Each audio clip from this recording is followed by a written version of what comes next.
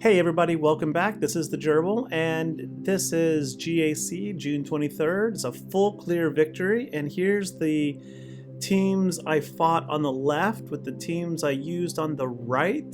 Timestamps down below if you want to go jump in and check any of them out. There's some pretty good matches. So let's go ahead and get started.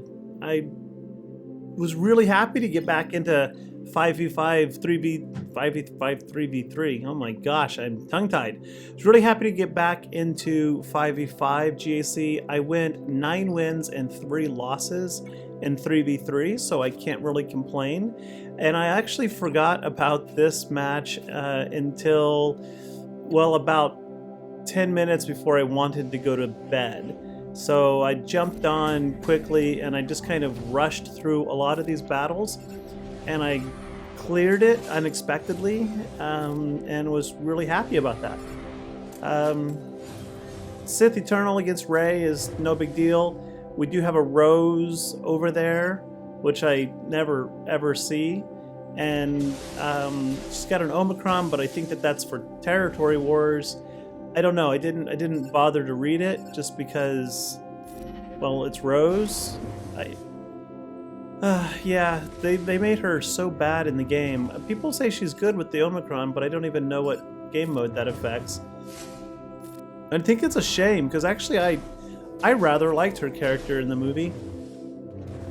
And then they had her go research Death Stars, new Death Stars, to find a weakness, as if that actually had any value or contribution to the plot. It was almost... If I was the actress that played her, I would have just been really insulted by that whole, like, you coming with us? No, I need to go research these new Death Stars that can blow up planets that we know nothing about. Well, then how are you going to research it? What is there to learn? And a whole fleet of them was easy enough to take down later. It's not like it was a problem. It was barely an inconvenience. Kind of like this match. Barely an inconvenience. You just have to let everyone around Sith Eternal die so that you can, zap, zap, zap, and take them all out. Here we go. Ultimate time. So I unlocked the Grand Inquisitor. If you didn't see my vid, I just posted it last night. It's kind of a walkthrough. The whole event was, well, I don't want to be negative, but it was not a very enjoyable event. There's 7 rounds. Every round you have to fight 5 Inquisitors versus the Grand Inquisitor himself, and he gets progressively more powerful each level. And then after that you fight a single Jedi. And I'm pretty sure it wasn't Capital Games' intention, but when you struggle and struggle and struggle, and I beat most rounds in 1 attempt, but the Yoda round took, I think, 12 attempts. And I talked to some people online that said they've gone over 20, 30, and they still can't get past either Ahsoka or Yoda. When you lose that many times in 5 versus 1, it really sends the message that those characters really are as bad as their already horrific reputation. So Capital Games did not do themselves any favor by literally making an event that just screams, these guys suck. And that, of course, discourages spending in the future. Alright, so I never take Imperial troopers against Mon Mothma. Really, I just don't do that. But this was easy. Now, Kyle was, low star, so he was at least gear 11. I'm working on my Kyle after I gear up my Grand Inquisitor. He and Dash are my next 2. I'm going to go for Starkiller next. I wanted to go for Slicker because I'm only 3 characters away, but I think I'm going to get a whole lot more immediate utility out of Starkiller because, well, he's great, Mara's great, Dash is great, Kyle finishes my Mon Mothma team. So 3 of the 4 requirements are amazing. Talon is quite useful for the speed and offense bonus, if nothing else. Yeah. So, Starkiller is my next objective. And of course, I really think we're getting another Rebel ship very, very soon. Capital ship. But the the bonus calendar next month has Kyle Katarn in it. Kyle Katarn. I don't know how his name is spelled. Is there an R in it? No, whatever. So the bonus calendar has Kyle, and I think that that's a clue that we're going to get Kyle's ship. I think it's called the Moldy Crow or Rusty Crow or something. I think we need it, actually. We need another Rebel ship, and I know that's crazy, but one more Rebel starfighter would give us 10, which means you could make 2 fleets of 5 with another capital ship. And that totally makes sense. You have your 3 starters and 2 reinforcements. I don't think 4 is necessary for Rebels for the most part. I mean, every GAC, I pretty much only need 1 or 2 reinforcements, including this one where I'm going to beat a 4-star Executor. I know it's only 4 stars, but it's still the Executor. And I still only needed, I think, 1 or 2 of the reinforcements. I don't recall. So yeah, I think Kyle being on the bonus calendar is a clue, but I'm also kind of just wishful, like happy wishful thinking on my part. So the Grand Inquisitor event, yeah, it was unnecessarily challenging. It was psychologically damaging to the faction in the game. I mean, it just really encourages you not to chase the new shiny thing. Clearly, if you're watching my video, you know that the general consensus from the community is that the Inquisitors and the Grand Inquisitors suck. Well, I am in a minority that do not think that the Grand Inquisitor sucks. Actually, I think he's going to be really, really good. And I think even beyond Territory Wars, I think Inquisitor-led Grand Inquisitor is going to have a lot of viability. I just saw on Reddit somebody was posting that they can consistently counter gas right now with Grand Inquisitor. They said it was pretty shaky, but wanted to do some mod changing and experimenting, and then they came back with another post and said they changed something, and it's pretty consistent. I really kind of hope that's true, because I think that the kit reads real well, and people aren't, I mean, like, for example, I know it's a Jedi specific, but come on, no matter what, you're going to run into Jedis, so it frees up another squad to go somewhere else. Not every squad has to be multifaceted. Having a hammer for a specific task or a tool for a specific task is always beneficial. I mean, like, when I grew up, my mom always said, and I love this, my mama said, any job is easy with the right tool, right? There is no such thing as the ultimate Swiss Army knife that does everything. There's a million options on them, but it's still not the perfect tool, no matter what. So if Inquisitors, even if they only destroy Jedi and destroy them well, then that's a very useful tool in your lineup. I'm not encouraging you to go farm Inquisitors, I'm not. But I will happily take them if they can consistently beat with high banners, Jedi squads, and or especially gas. I'll take that. I'll take that, absolutely. Yay, let's crush some Inquisitor here. Not Inquisitor, Executor, yay. So, but anyway, so when you read the kit, like, there's a lot of small numbers in there, and I think that that's misleading, because, like, when he has 4 Inquisitors with him, the enemies automatically start at minus 25 speed, and then the Inquisitors will gain speed, I think, based on each enemy that reaches 6 stacks of Purge, which is going to happen super fast and easy under his lead. They're going to gain, I think, plus 10 speed. If they're Jedi, it's plus 10, otherwise plus 5. So that's an opportunity for plus, what's that, 5 times 5, 20, either plus 50 or 25 speed, if I'm reading it right. So it's like, that's a speed differential already of 50 or 75. And then he has an insta-kill targeting Jedi. If they have 6 stacks, it's an insta-kill. And it is so easy to get 6 stacks, which might be why he's beating gas in this one person's presentation. I gotta go back and find it. I will put that in my Galaxy Last Week video come Saturday. Sunday is when I post it for me, Saturday for everyone else, I guess.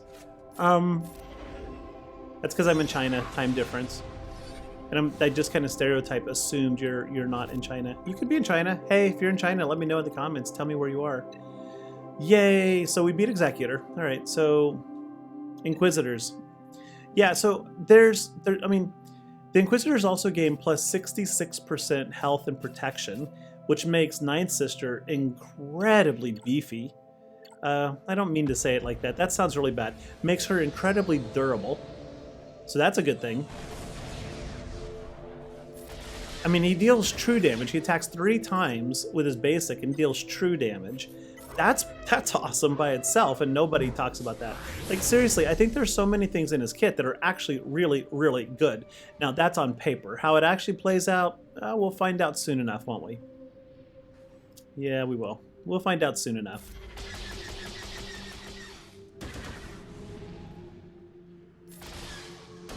Low power Raddus versus pretty efficiently optimized Empire. This surprisingly took longer to beat than I thought. I think that Tico ship there, whatever it's called, the bomber, which made no sense at all in the movie again, that bomber's pretty good. I can't unlock it because, to be honest, I've not unlocked Tico. I think she's only one of 2 characters that are like not Galactic Legends or Journey Legends or whatever that I have not unlocked.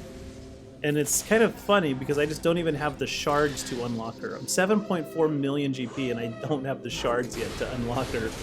That means my Rey Galactic Legend is very, very far away. Okay, let's get the Emperor Shuttle in there and heal up Vader. Get him back up to full health. Recover a banner. Oh, he's not back up to full health. Darn it. I thought that would get him to full health. I was hoping to recover a banner there. My opponent did pretty good. They killed everything except for my Executor fleet.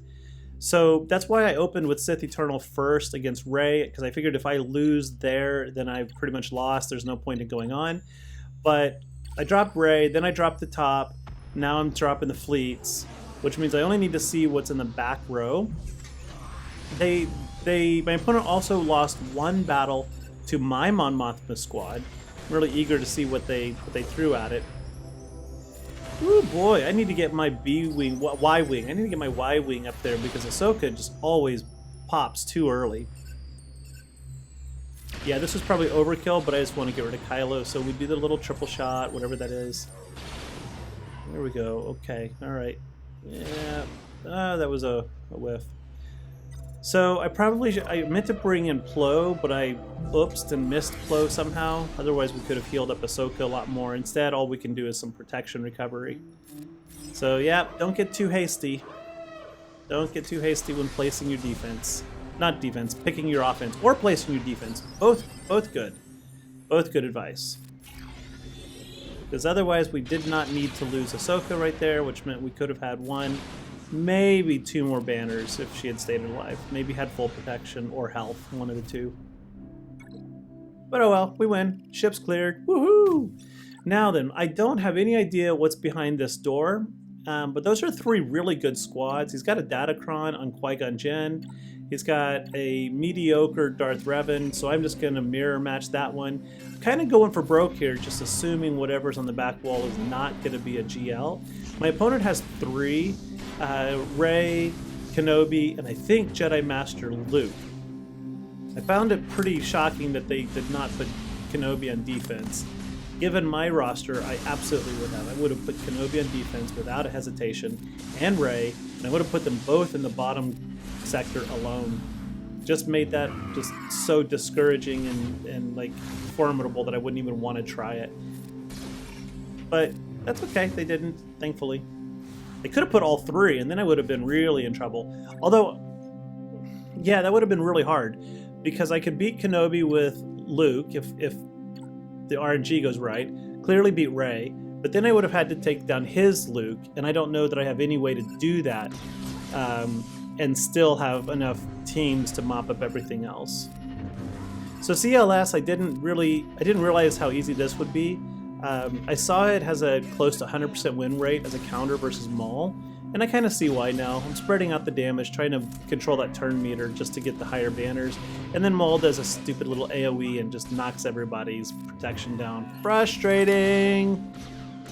So there's a Datacron I unlocked that gives light side units, they recover 2% health and protection every time they gain a buff. I'm thinking I'm going to put that, I'm thinking about putting that either here or on my Ewoks, because they just spread buffs around so much. It's crazy. Alright, so we got Qui-Gonn Jin, and again, I don't know what's behind door number 2, but I don't think it's going to be, I do not think it's going to be a GL, so I just gamble, I roll the dice here, and I throw in my Galactic Loot, which invalidates the Omicron, and then I put in some support Jedi, just so we can pass around his inherited teachings. Not expecting this to be a challenge at all. I leave out Jedi Knight Luke, because he can solo some squads. I'm just hoping to maybe solo something in the back row if it's pretty weak. Get some banner recovery happening. There we go. So, Yoda's, Luke, and Old Ben. And I don't know why I go after Yoda first. I don't remember if it's the Omicron or the leadership ability from Qui-Gon that heals everybody. And then we get, of course, trapped behind Mace. So we gotta work past that for a moment. Ability block, ability block. So yeah, I hope to get Grand Inquisitor up to, I'm gonna take him up to Relic 5 minimum. I'm kind of crazy. I think I'm gonna take all of the Inquisitors in my main squad though up to Relic 7. I'm gonna start with 9th and 2nd Sister. I'm gonna relic them all up, and I'm gonna push and just see how good we can make them, or if they are perpetually bad. I hope not. But I think they're gonna be pretty good, actually. I really do. I mean, my 9th sister already has a Relic 5. I think without even super mod optimization, I've got her up to like 160 or 150,000 protection, and then give her another 66% on that. She's pushing what? That's going to be another 60, 30, 90. That's going to be 240,000 protection already. And then if I optimize those mods, I might be able to get her up close to 300,000 protection to start. That's just crazy. If nothing, she'll be durable. The squad may not beat anyone, we'll find out, but it will definitely be able to run the clock for a while. Alright, I'm going to stop. Back row is pretty wide open. This is going to be easy. These Ewoks are not going to have any problem, nor the other squads. We get a full clear. We didn't drop a battle. Yay! Best way possible to open up Grand Arena. New season with a full clear. Alright, folks. Thanks for watching. Hit that like and subscribe, and I'll catch y'all later. Bye-bye.